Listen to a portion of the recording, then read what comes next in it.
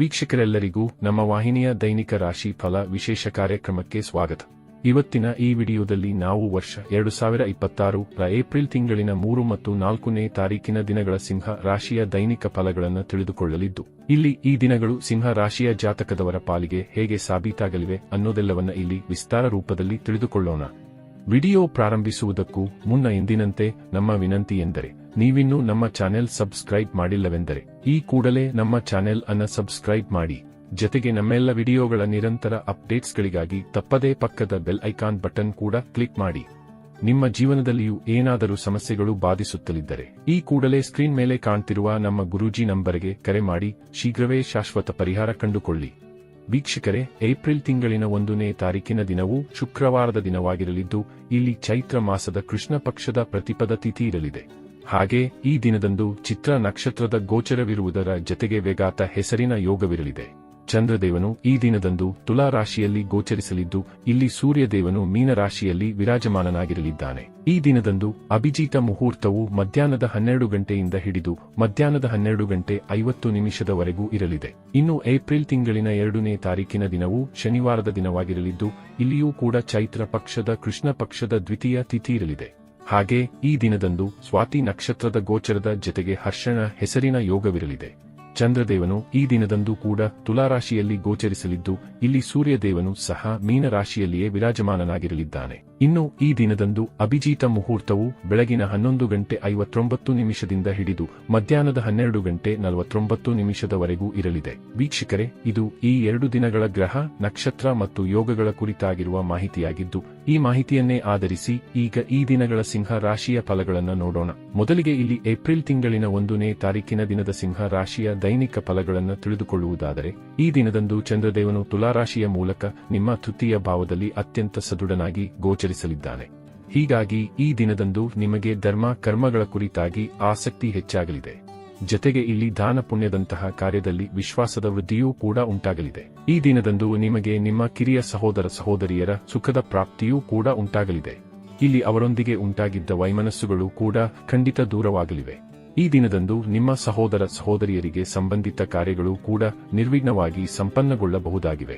ಈ ವಿಶೇಷ ದಿನದಂದು ನಿಮಗಿಂತಲೂ ಕಿರಿಯ ವಯಸ್ಸಿನವರೊಂದಿಗೆ ನಿಮ್ಮ ಸಂಬಂಧ ಅತಿ ಹೆಚ್ಚು ಉತ್ತಮವಾಗಿ ಕಂಡುಬರಲಿದೆ. ಅವರೊಂದಿಗೆ ಇಲ್ಲಿ ನೀವು ಬಹುಬೇಗನೆ ಬೆಸೆದುಕೊಳ್ಳಲಿದ್ದೀರಿ. ಈ ದಿನದಂದು ನಿಮ್ಮೊಂದಿಗೆ ಹೊಸ ಸಂಬಂಧಗಳು ಅಥವಾ ಹೊಸ ಮಿತ್ರರು ಕೂಡ ಬೆಸೆದುಕೊಳ್ಳಬಹುದಾಗಿದೆ. ಅಲ್ಲದೆ ಇಲ್ಲಿ ನಿಮ್ಮ ರಿಲೇಶನ್ಶಿಪ್ನಲ್ಲಿಯೂ ಪ್ರೇಮ ಮತ್ತು ವಿಶ್ವಾಸದ ವೃದ್ಧಿ ಉಂಟಾಗಲಿದೆ. ಈ ದಿನದಂದು ನೀವು ನಿಮ್ಮ ಇಚ್ಛಿತರ ಮುಂದೆ ಪ್ರೇಮ ಪ್ರಸ್ತಾವವನ್ನು ಸಹ ಇಡಬಹುದಾಗಿದೆ. ಈ ಸಮಯದಲ್ಲಿ ಸಣ್ಣ ಸಣ್ಣ ಯಾತ್ರೆಗಳು ಕೂಡ ಫಲಪ್ರದವಾಗಿರಲಿದ್ದು, ಇಲ್ಲಿ ಈ ಯಾತ್ರೆಗಳಿಂದಾಗಿ ನಿಮಗೆ ಲಾಭದ ಪ್ರಾಪ್ತಿಯೂ ಕೂಡ ಉಂಟಾಗಲಿದೆ. ಈ ದಿನದಂದು ದೊಡ್ಡ ಡೀಲ್ ಒಂದಕ್ಕೂ ನೀವು ಅಂಕಿತ ಹಾಕಬಹುದಾಗಿದೆ. ವ್ಯಾಪಾರ ಸಂಬಂಧಿತ ದೊಡ್ಡ ಖುಷಿಯ ಸಮಾಚಾರವೂ ಕೂಡ ಈ ದಿನದಂದು ನಿಮಗೆ ಲಭಿಸಬಹುದಾಗಿದೆ. ಇಲ್ಲಿ ಸಮಯ ನಿಮ್ಮ ಹಕ್ಕಿನಲ್ಲಿಯೇ ಇರಲಿದ್ದು, ಹೀಗಾಗಿ ಸ್ಟಾಕ್ ಮಾರ್ಕೆಟ್, ಕಮೋಡಿಟಿ ಸೆಕ್ಟರ್ ಕೂಡ ನಿಮ್ಮ ಪಾಲಿಗೆ ಸದೃಢವಾಗಿ ಕಂಡುಬರಲಿದೆ. ಈ ದಿನದಂದು ನಿಮಗೆ ಯಾವುದಾದರೂ ಆಸ್ತಿಗೆ ಸಂಬಂಧಿಸಿದಂತೆ ಅಥವಾ ಯಾವುದಾದರೂ ಜಮೀನಿಗೆ ಸಂಬಂಧಿಸಿದಂತೆ ಲಾಭ ಹೊಂದಬಹುದಾದ ಅವಕಾಶದ ಪ್ರಾಪ್ತಿಯೂ ಕೂಡ ಉಂಟಾಗಲಿದೆ. ಇನ್ನು ಇದರ ನಂತರದಲ್ಲಿ ಏಪ್ರಿಲ್ ತಿಂಗಳಿನ 2ನೇ ತಾರೀಕಿನ ದಿನದ ಸಿಂಹ ರಾಶಿಯ ದೈನಿಕ ಫಲಗಳ ಕುರಿತಾಗಿ ತಿಳಿದುಕೊಳ್ಳುವುದಾದರೆ, ಈ ದಿನದಂದು ಕೂಡ ಚಂದ್ರದೇವನು ನಿಮ್ಮ ಭಾಗ್ಯಭಾವದಲ್ಲಿಯೇ ಗೋಚರಿಸಲಿದ್ದಾನೆ. ಹೀಗಾಗಿ ಈ ದಿನ ನಿಮ್ಮ ಪಾಲಿಗೆ ಮಹಾಭಾಗ್ಯಶಾಲಿ ದಿನವಾಗಿ ಸಾಬೀತಾಗಲಿವೆ. ಇಲ್ಲಿ ಅದೃಷ್ಟ ನಿಮ್ಮೊಂದಿಗೆ ಇರಲಿದ್ದು, ಇಲ್ಲಿ ನೀವು ಏನೇ ಕೆಲಸ ಕಾರ್ಯಗಳನ್ನು ಮಾಡಲು ಹೊರಟರೂ ಅಲ್ಲಿ ಖಂಡಿತ ಸಫಲತೆ ನಿಮ್ಮ ಕೈಗೆಟುಕಲಿದೆ. ಈ ದಿನದಂದು ನಿಮಗೆ ಮಾತಾ ಪಿತೃವಿನ ಸುಖದ ಪ್ರಾಪ್ತಿ ಉಂಟಾಗಲಿದೆ. ಇಲ್ಲಿ ಗೃಹಿಣಿಯರಿಗಾಗಿಯೂ ಸಮಯ ಉತ್ತಮವಾಗಿರಲಿದ್ದು, ಇಲ್ಲಿ ಗೃಹಿಣಿಯರಿಗೆ ಕುಟುಂಬದ ಸಹಕಾರದ ಜತೆಗೆ ಪ್ರಶಂಸೆಯ ಪ್ರಾಪ್ತಿಯೂ ಕೂಡ ಉಂಟಾಗಬಹುದಾಗಿದೆ. ಹಾಗೆ ಇಲ್ಲಿ ಯಾವ ಸಂಬಂಧಗಳಲ್ಲಿ ವಿಷಮತೆ ಉಂಟಾಗಿತ್ತೋ ಆ ಎಲ್ಲ ಸಂಬಂಧಗಳು ಮತ್ತೆ ನಿಮ್ಮೊಂದಿಗೆ ಬೆಸೆದುಕೊಳ್ಳಲಿದ್ದು, ಸಂಬಂಧಗಳಲ್ಲಿ ಪ್ರೇಮ ಮತ್ತು ವಿಶ್ವಾಸದ ವೃದ್ಧಿಯೂ ಕೂಡ ಉಂಟಾಗಲಿದೆ. ಇಲ್ಲಿ ನಿಮಗೆ ನಿಮ್ಮ ಹಿರಿಯ ಸಹೋದರ ಸಹೋದರಿಯ ಸುಖದ ಪ್ರಾಪ್ತಿಯೂ ಉಂಟಾಗಲಿದೆ. ನಿಮ್ಮ ಪಾರಿವಾರಿಕ ಜೀವನದಲ್ಲಿಯೂ ಸುಖದ ರೀತಿಯ ಪರಿಣಾಮಗಳು ಲಭಿಸುವುದರೊಂದಿಗೆ ಹೊಸ ಹೊಸ ಸಂಬಂಧಗಳು ಕೂಡ ನಿಮ್ಮೊಂದಿಗೆ ಬೆಸೆದುಕೊಳ್ಳಬಹುದಾಗಿವೆ.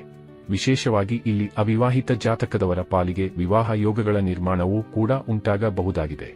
ಸಂತಾನ ಸಂಬಂಧಿಯೂ ಸಮಯ ಖಂಡಿತ ನಿಮ್ಮ ಹಕ್ಕಿನಲ್ಲಿರಲಿದ್ದು, ಇಲ್ಲಿ ನಿಮ್ಮ ಸಂತಾನವು ನಿಮ್ಮ ಅಣತಿಯಂತೆ ಮುನ್ನಡೆಯಲಿದ್ದಾರೆ. ಇಲ್ಲಿ ಕಡಿಮೆ ಕರ್ಮ ಮಾಡಿದಾಗ್ಯೂ ಹೆಚ್ಚಿನ ಫಲಗಳು ಲಭಿಸಲಿವೆ. ಆದಾಯದ ಮೂಲಗಳಲ್ಲಿ ವೃದ್ಧಿ ಉಂಟಾಗಲಿದೆ.